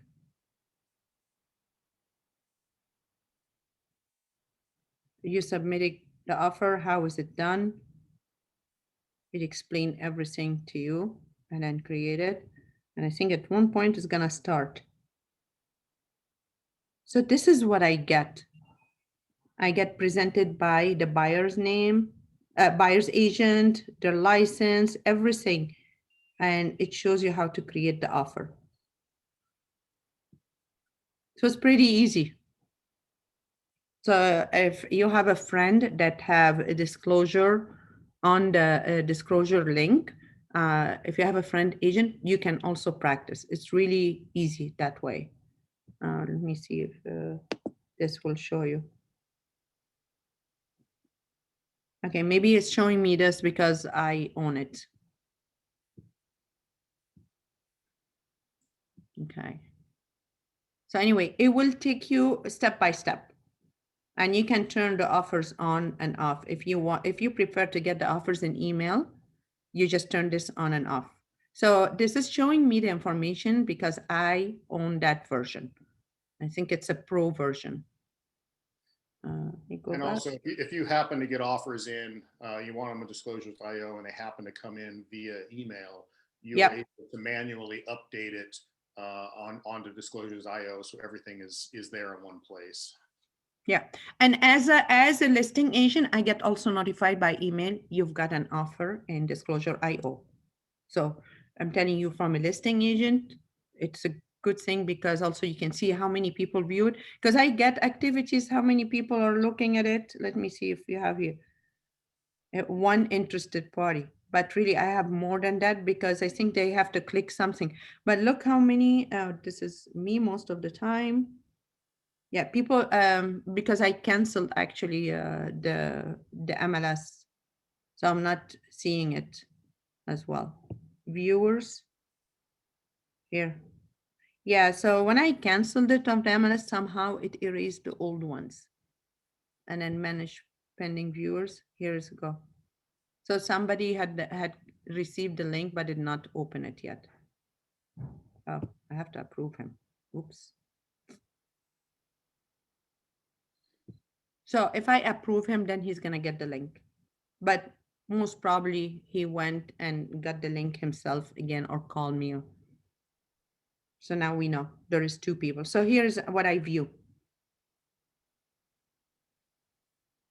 Activities on one of them, I had, you have to be careful here what to tell the seller because I had 50 views and I'm looking at the download, it was 7 and I did not get 7 offers. So the client say, oh, how many views? Because they are monitoring the views on Zillow and Redfin and the likes and the heart. Oh, a lot of people like it. A lot of people were expecting, I say, no, that maybe like it, to go back to it and maybe look at something in your house, they want to do it in their house, which is true. I find a lot of people that bought a house, they look at Zillow in their area and the house shape is the same and they look what's in it. So they want to show it, she wants to show it to her husband or something. So I don't relate every single thing every day because now I'm going to get them so stressed and I'm going to set their expectation. And we never know. I had 7 and I got 1 offer. Thank God I had 1 offer. So you never know what goes. So you have to be careful how to set their expectation. This is how it is. We'll wait and see. We present your house as much as we can. And then a lot of times they want to overprice. I say, okay, you're overpriced. I'll listen to you. If we don't have any buys within 1 week or 10 days, we're lowering the price. So that's another expectation too. So we got the docs, offers, and viewers. I see how many people viewed it. And then here I see all the activity and interested parties. Yeah, and Maha had asked, or excuse me, Alice had asked if you can see the buyer's views. And I believe you can at least see the buyer's agents and how many times they're viewing, which disclosures they were looking at. And I want to make sure that they've reviewed the entire package and not just, maybe looked at the cover sheet, downloaded that, and then they're sending a non-contingent offer and they haven't even reviewed the rest of the disclosures. So you want to see that they're active reviewing the disclosures. They have to download it. So here is an example. Shilpa, she requested the access. She didn't open it, right? But I shared it. Or maybe she opened, but she never downloaded. It's not downloaded. When you download it, that mean really you looked at it. I download them. And maybe that's the one. Let me go on another one. Maybe I have a. That's in here. Let me get out of it here. Maybe another.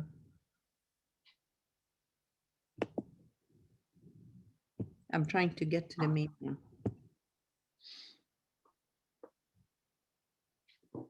This is offers. Let me close this. Okay, let me go again.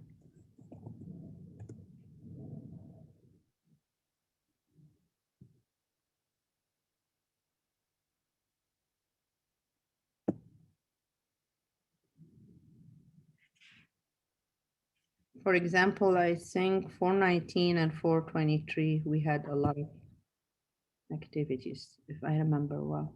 No, same thing. So if I want to look at the activity here.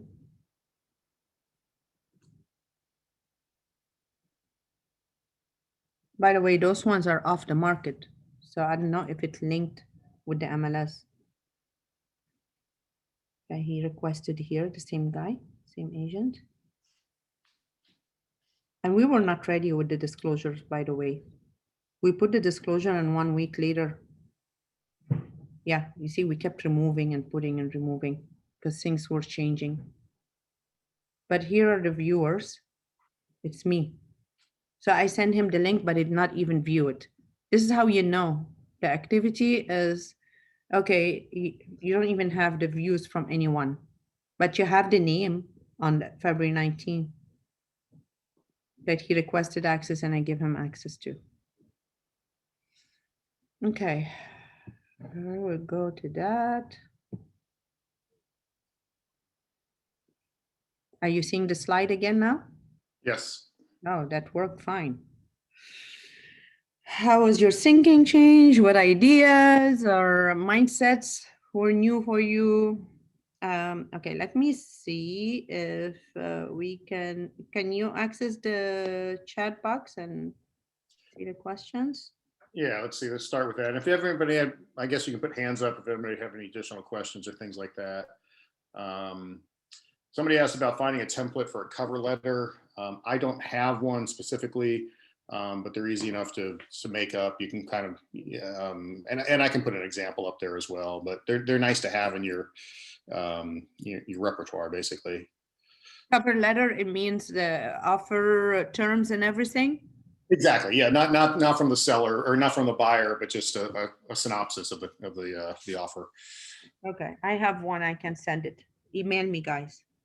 First and last at gmail.com. I have also instruction offer summary that I used to send as well. Exactly.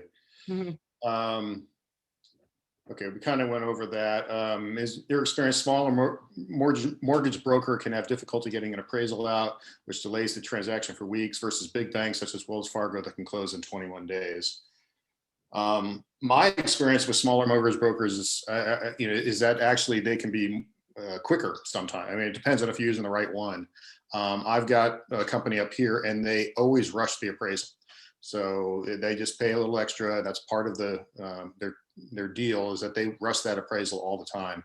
I want to shorten that appraisal up, especially if I have a loan or appraisal contingency, as much as possible. So if I can get somebody out there in the next 3 to 4 days, because there's still going to be a delay of a few days once they've done to return the appraisal back. So work with a company that is working with you hand in hand. You should be working as a team and not separate.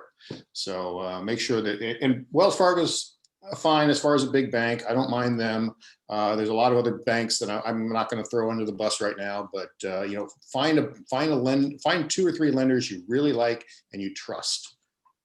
And I might add something else. Wells Fargo, you could use one loan officer. They are on top of their games, and others, they don't know anything. They don't have backup from the bank support.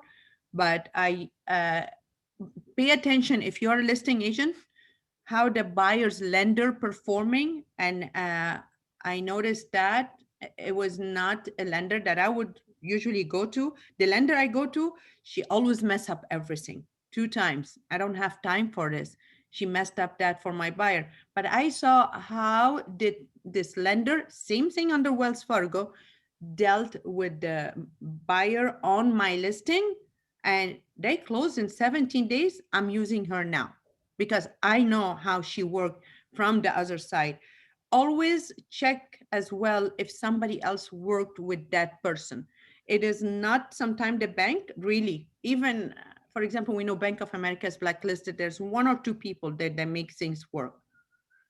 So the loan officer himself, if they are a top producer, they know how to prepare everything. There's no hiccups from underwriter. There is no delays later on. So it's good to have a reference as well. And Grace is asking Maha if you have a good Wells Fargo Yep. lender to recommend. Oh, she's perfect, man. Yep. Okay, any other questions? Anybody want to get on and take their mute off and ask any questions out loud? We did it in a I'm so short. sorry if I missed it, but the disclosures I owe, is that a paid for subscription? I apologize if I missed it earlier. If you are a listing agent, it's better to buy it, but sometimes your TC have it, which is the pro version. Otherwise, you have access to just look and read the disclosure, but you cannot see if you're listing agent and you don't have that subscription, you don't see what I show you. But I used to be like not owning it, but then after that I changed TCs and I said, okay, instead of waiting for her, how many people are looking? I want to get more information to my seller. So I said, okay, I'll buy it. So I bought it. It's I think $400 a Like year. it's 400, yeah. Yeah, and I have access whenever I want. If I want them to approve first, then I know the request comes to me, then I approve it. So I see how many requests. But if it's a crazy market like this, I release the approval, you know? So yes, it's a pro version.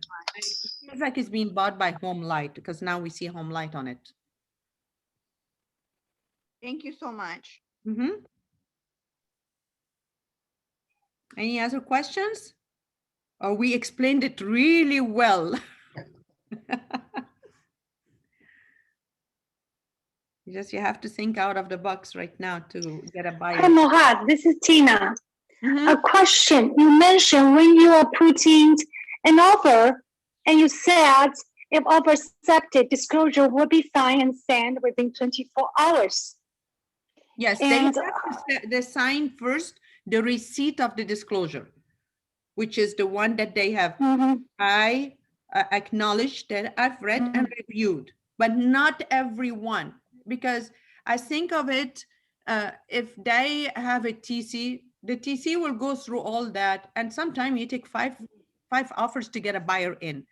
So you can check with the listing agent, hey, can I send you the confirmation of the receipt, pre-approval letter, proof of fund, and offer, and contingency release, and I will get everything signed within 24 hours?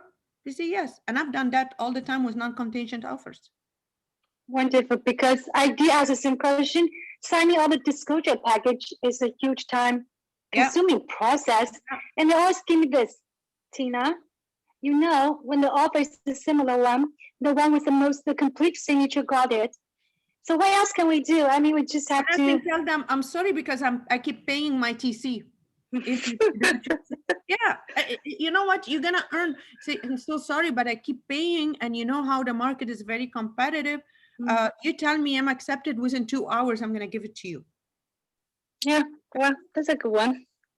That's why very important. I don't see anybody in the right position and they know their business. They're gonna say, "Oh no, you go pay," even though if you're not gonna get it, you know.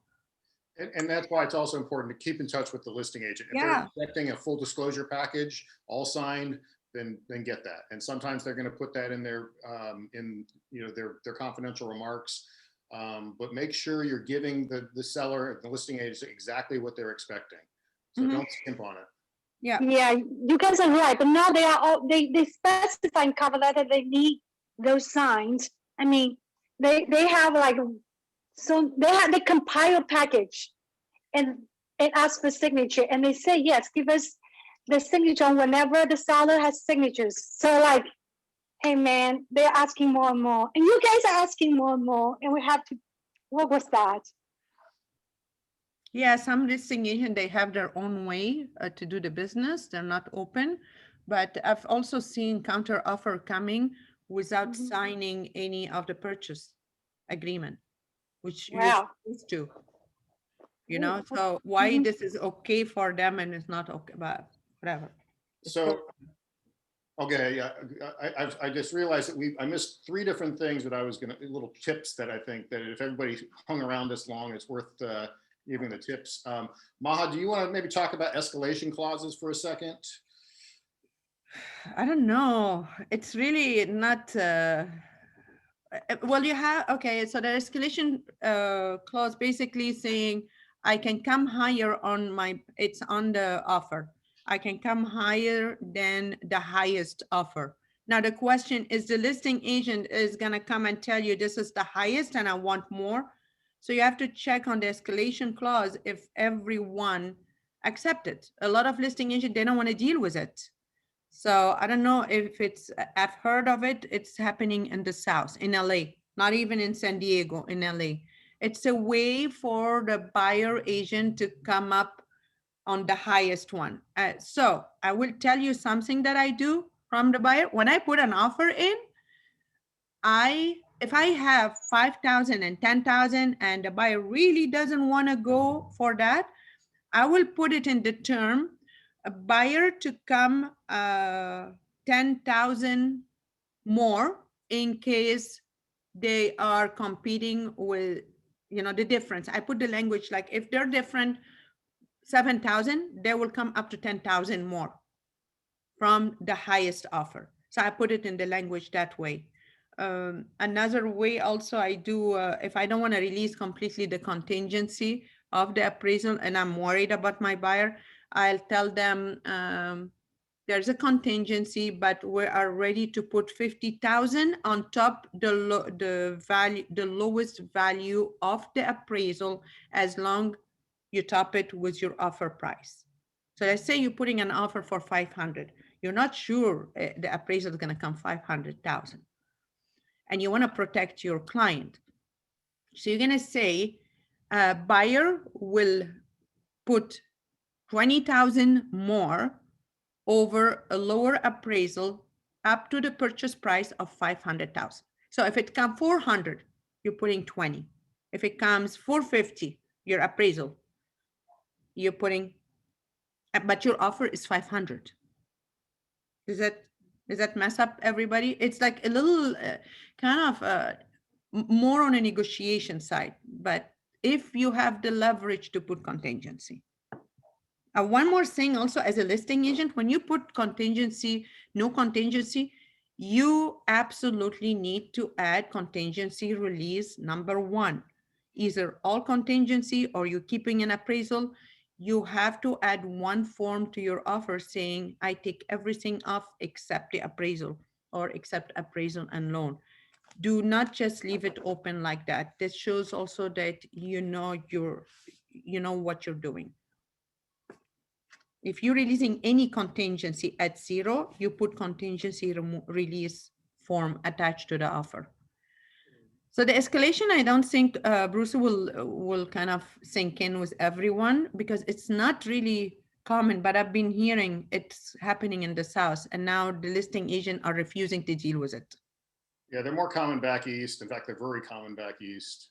Yeah. Most people here will not accept them, but you know, you can call and find out. But yeah, that's one thing. The 2 other things I'm going to mention, little tricks that I used, especially if the market is escalating very quickly and you don't have enough comps to show it, so you're worried about an appraisal, is that you can have the buyer pay for the commissions. So instead of the seller paying the commissions, which is standard, which is, you know, let's say 5%, you can say that the buyer will pay the commissions.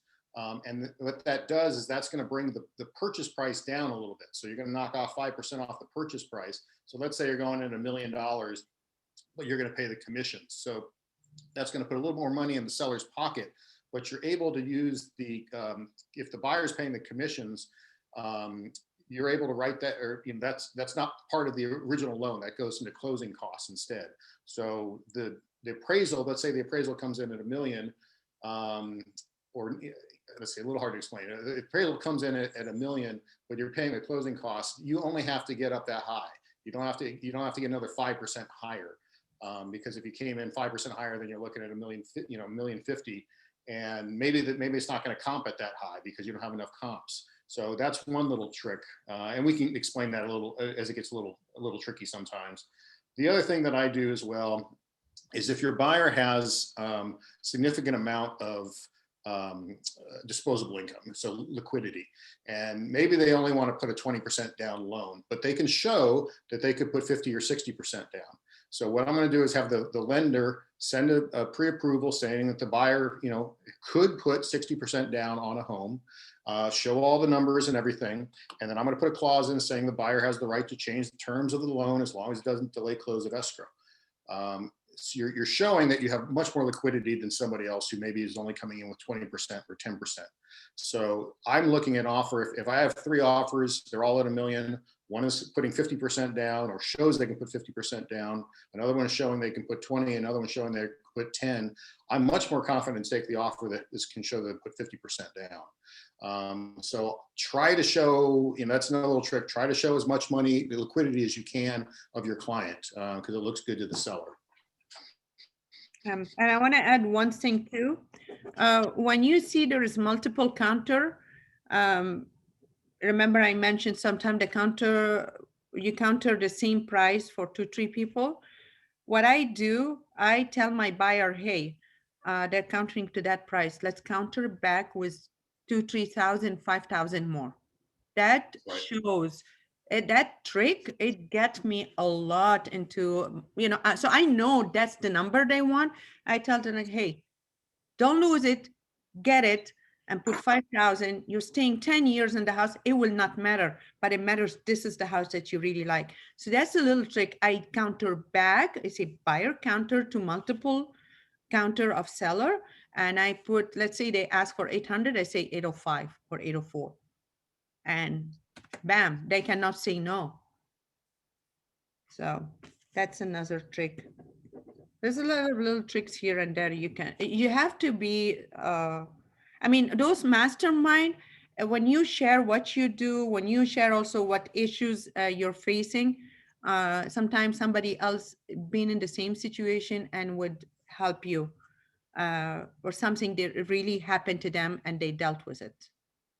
So the question is there anybody having an issue with specific, I'm not going to say listing now, but with buyers to get into contract other than the capacity of the buyers? If the capacity also that much money and you are looking in a market that is going 100,000, you have to show them really under their approval.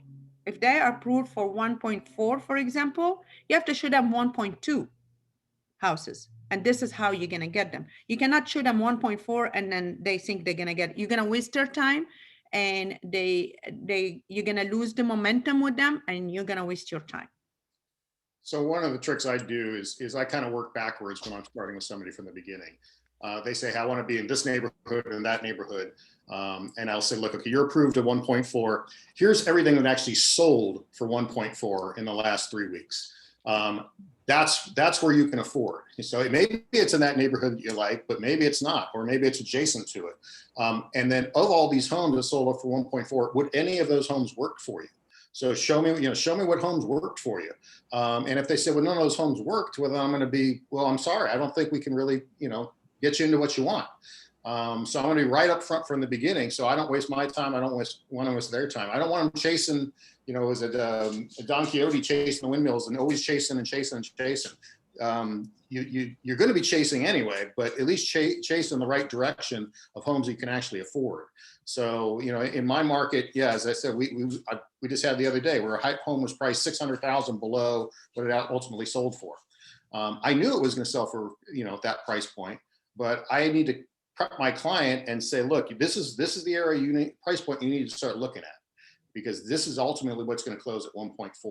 So don't look at 1.3 homes because you're never going to, well, you might, but the odds are very small you're going to get that home.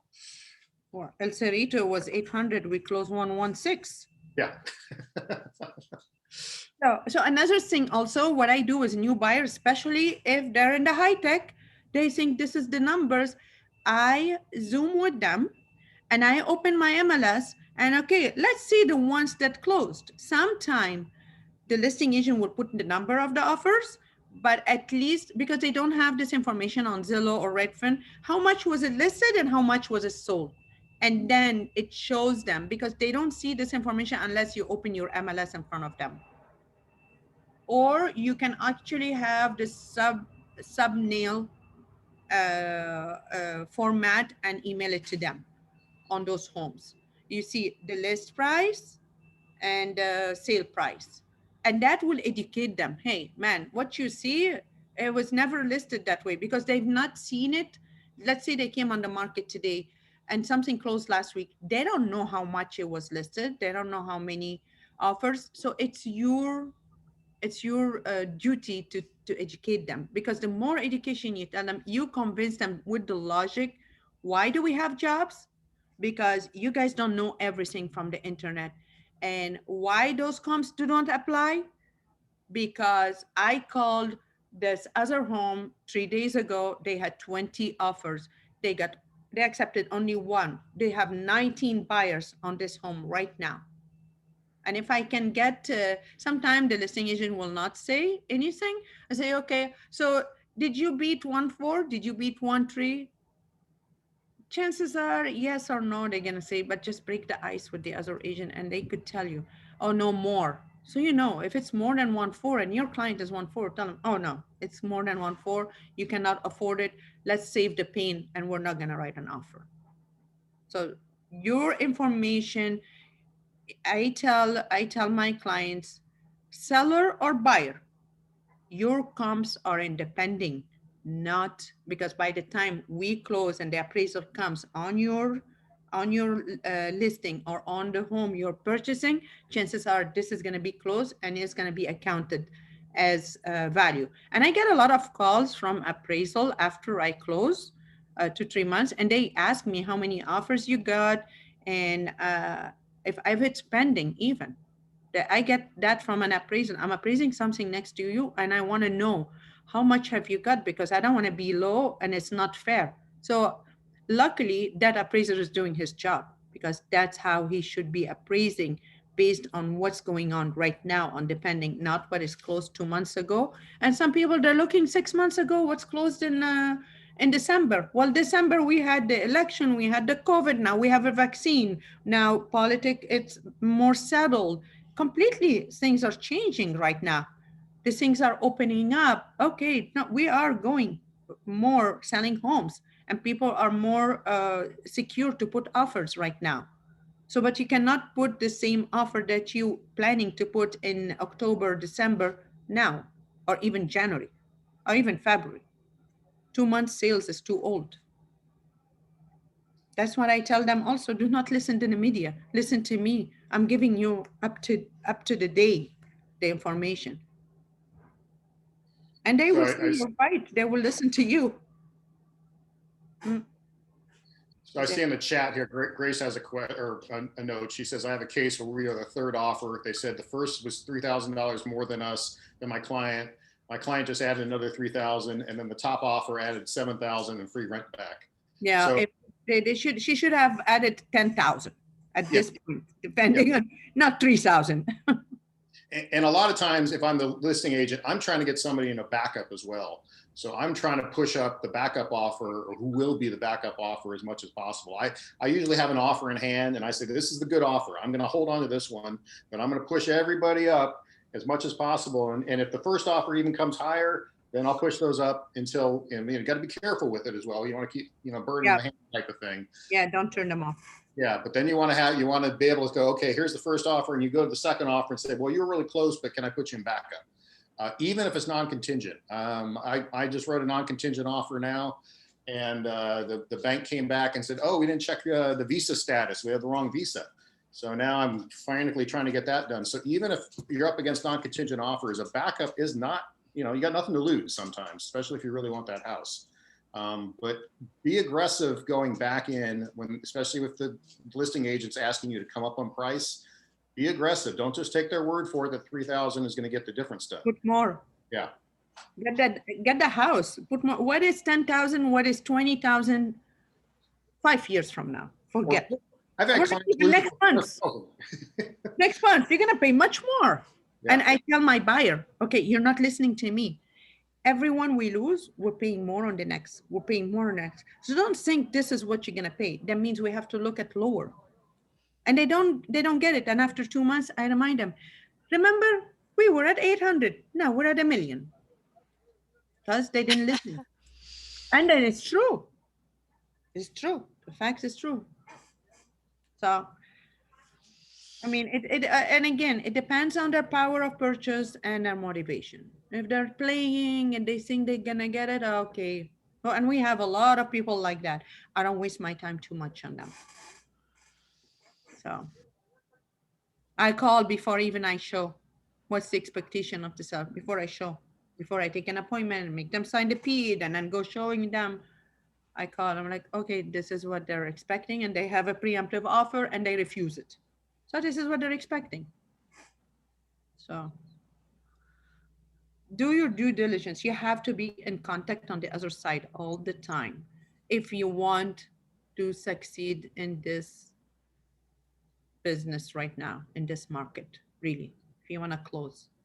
You have to wake up in the morning and find out what is that got pending. If you have the buyer looking in this area and you know they're going to call you for another house, tell them, okay, here, this is what's happening. Use your logic. Maha and Bruce, I want to close. And I appreciate you guys like giving us all your the tricks and tips. Some of the ones that you guys went over were like the buyer paying commissions and the other ones that you mentioned. I'm trying to follow, I promise, but can you like break it down? I mean, I know we're out of time, but at another time, maybe break it down a little bit more, or can we call you? Because these are very valuable ones, I think, that we should learn in order to actually close homes. You It's just do a struggle credit. right now. Yeah, you just do a credit. You just go do a credit toward closing costs. Don't say toward non-occurring closing cost. You just put a credit toward closing cost, and your buyer can write off the closing cost, by the way, and get the house at a lower price. Right. It's just simple. I mean, you're welcome to call us and we'll let you know the verbiage. And sometime you have a part on the offer where who pays escrow, who pays that. If you really don't want to do a flat rate or a percentage, I'll go, if it's in Santa Clara, I say buyer pay, buyer pay, buyer pay. And then I make sure in my cover letter, it's noticed, because some listing agent, oh my God, oh, I didn't see. I'm like, no, we are paying all the closing. They only pay your commission. Or sometimes we put extra 5,000 toward closing. So it will help them in if they own property tax or whatever. It becomes easier if you check those things. Thank you so much. Mm-hmm. Just think outside the box. Whether you're listing, whether your buyer's agent, really. We are here to sell and negotiate. That's what we're good at. That's our business. I don't see the chat box. Is there any other questions?